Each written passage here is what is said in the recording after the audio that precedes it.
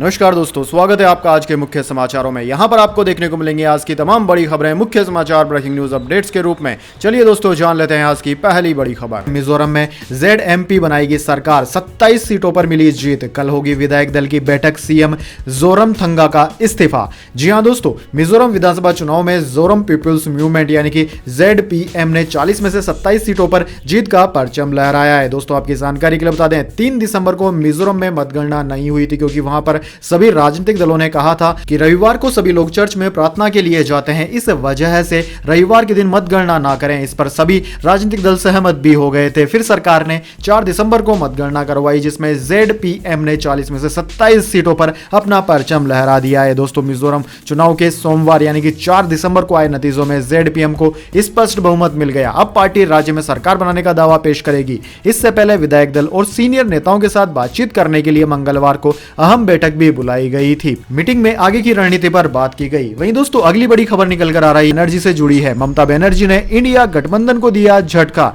6 दिसंबर की बैठक में नहीं होंगी शामिल। दरअसल दोस्तों पश्चिम बंगाल की मुख्यमंत्री ममता बनर्जी बुधवार को विपक्षी गठबंधन Indian national development inclusive alliance यानी कि इंडिया की समन्वय बैठक में शामिल नहीं हो रही है। बताया जा रहा है कि इसी दिन उत्तर बंगाल में उनका एक कार्यक्रम पहले से निर्धारित है। सूत्रों ने कहा है कि उनकी पार्टी तृणमूल कांग्रेस भी बैठक में शामिल नहीं हो सकती है क्योंकि उन्हें ऐसी किसी भी बैठक के बारे में कोई जानकारी नहीं मिली है। भाजपा ने मध्य प्रदेश, राजस्थान और छत्तीसगढ़ में जीत हासिल की और कांग्रेस को करारी शिकस्त देकर हिंदी पट्टी में अपनी पकड़ मजबूत कर ली। कांग्रेस के लिए तेलंगाना एक उम्मीद की किरण बनकर उभरी है, लेकिन पश्चिम बंगाल से यह बुरी खबर आई है कि ममता बनर्जी इंडिया गठबंधन को सीरियसली नहीं ले रही है। वहीं प्रधानमंत्री नरेंद्र मोदी बोले, पराजय का गुस्सा सदन में न निकालें। आम आदमी पार्टी सांसद राघव चड्ढा का राज्यसभा से निलंबन हुआ रद्द, अगस्त 2023 से सस्पेंड थे। जी हां दोस्तों, आपने बिल्कुल सही सुना। संसद का शीर्षकालीन सत्र सोमवार 4 दिसंबर से फिर शुरू हो गया। यह सेशन लगभग 22 दिसंबर तक चलेगा।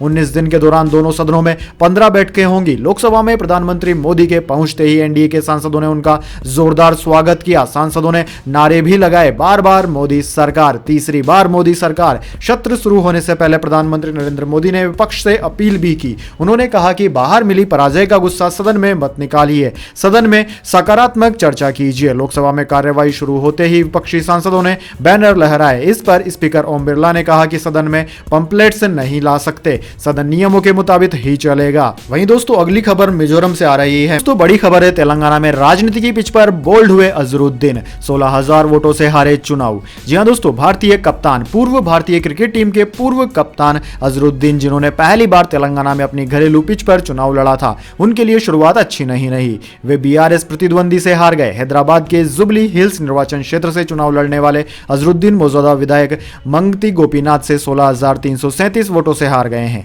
गोपीनाथ को 80,549 वोट मिले, जबकि अपने क्रिकेट करियर के सुनहरे दिनों में अपनी स्टाइलिश बल्लेबाजी और तेज फील्डिंग के लिए जाने जाने वाले अजरुद्दीन को 64,212 वोट मिले। दोस्तों बीजेपी के लंकाला दीपक रेड्डी को 25,866 वोट मिले। हैदराबाद के रहने वाले अजरुद्दीन ने 2009 में कांग्रेस की ओर से उत्तर प्रदेश के मुरादाबाद लोकसभा क्षेत्र से जीतकर अपनी राजनीतिक पारी की धमाकेदार शुरुआत की थी। हालांकि इस बार उनको हार का मुंह देखना पड़ा। इसके बाद दोस्तों अगली बड़ी खबर, यह सीधे पैसे मिलने वाली स्कीम ने दिलाई जीत। MP में लाडली बहना तो तेलंगाना में 6 गारंटी का कमाल, छत्तीसगढ़ में घोटालों ने निपटाया। जी हां दोस्तों, छत्तीसगढ़, MP और तेलंगाना में डायरेक्ट कैश ट्रांसफर यानी कि सीधे पैसे देने वाली स्कीम्स या उससे जुड़े वादों ने बीजेपी और कांग्रेस को जीत दिलाने की बड़ी भूमिका निभाई है। MP में शिवराज सिंह चौहान की लाडली बहना योजना ने कुल 5.06 करोड़ वोटर्स में से 2.7 करोड़ महिला वोटर्स को बीजेपी के पाले में ला दिया। वहीं तेलंगाना में कांग्रेस की 6 गारंटी स्कीम ने भी कमाल किया। छत्तीसगढ़ में पब्लिक सर्विस कमीशन यानी कि PSC एग्जाम घोटाला और ED की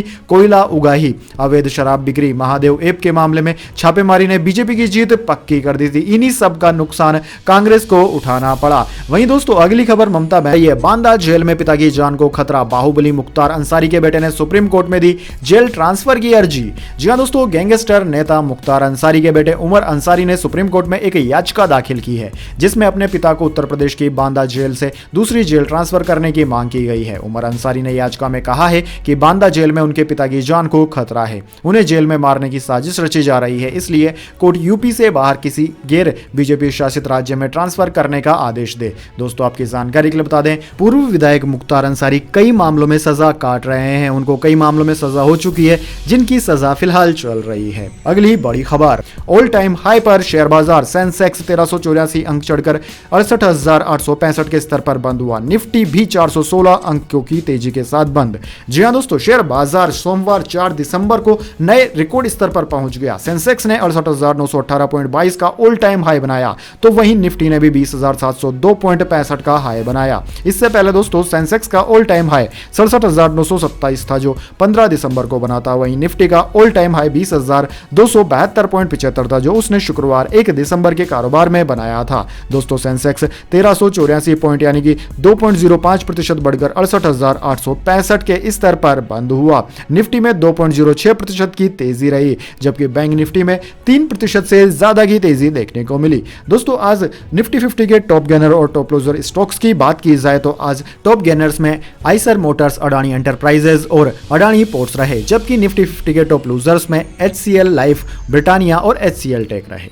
इसके बाद दोस्तों अगली बड़ी खबर, दोस्तों खबर है कि एमपी में भाजपा के 27, कांग्रेस के 60 विधायक हार गए हैं। कांग्रेस का वोट शेयर मात्र 0.49% घटा, लेकिन 48 सीटें गंवाई। मंत्री नरोत्तम कमल की हार ने चौंकाया। जी हां दोस्तों, मध्य प्रदेश विधानसभा चुनाव में भाजपा ने 2/3 बहुमत से जीत तो दर्ज कर ली है, लेकिन उसके कुछ सांसद कहीं के भी नहीं रहे हैं। उनकी सांसद की सीट भी चली गई और वो MLA के चुनाव में भी हार गए हैं। हालांकि दोस्तों भाजपा का वोट शेयर 7.5% बढ़ा है। दोस्तों 230 सीटों में से पार्टी को 163 सीटें मिली, ये 2018 से 54 ज्यादा है। कांग्रेस का वोट शेयर 0.49% घटा और पार्टी 114 के नीचे आकर 66 पर सिमट गई। सपा, बसपा, आम आदमी पार्टी और निर्दलियों का खाता तक नहीं खुला। मात्र एक सीट भारत आदिवासी पार्टी यानी कि BAP ने जीती है। दोस्तों चुनाव में मोदी इफेक्ट और लाडली बहना इंपैक्ट दिखा। इसके बावजूद भाजपा के 99 विधायकों में से 27 और 31 मंत्रियों में से 12 हार गए। 3 केंद्रीय मंत्रियों में फग्गन सिंह गुलस्ते, 4 सांसदों में गणेश सिंह भी हारे। सिंधिया समर्थक 19 कैंडिडेट में से